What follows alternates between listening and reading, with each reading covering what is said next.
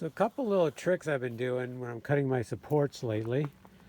One is, it's kind of dark out today, so I'm using a pen to make a better, sharper line. I usually use a pencil, but I grabbed a pen and it seems to work good.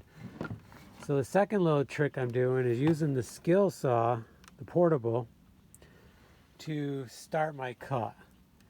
That way, with the guide, it's straight up and down. I like hand sawing, but it's easy to slant it a little bit with the hand saw, and then that's going to throw your support off. Whereas if I start with the skill saw, straight up and down.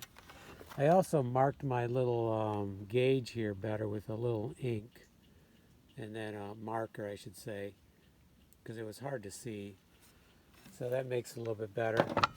And then I cut in a little bit, or halfway. And that's usually when it starts giving the skill saw a little bit, takes more energy. It's not a real high amp one. And then just take my hand saw, and turns out it's the same thickness as the blade on my skill saw, and I hand saw the rest of it. So I have a nice guide to keep me straight up and down. So that's been working out really good for cutting my supports. Now, once this support is cut, then I'm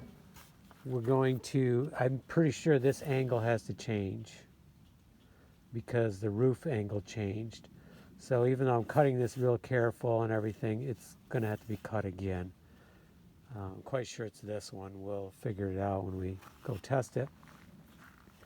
So then I'll cut my new angle, which actually will be a little flatter because the roof is coming down more. And then I'm going to mark straight across using my square on both sides.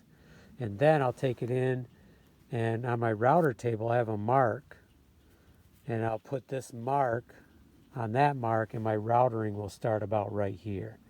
And I'll router down until I hit my next mark, and that'll give us our chamfer edges and add some design to this support. Okay, so let's keep cutting.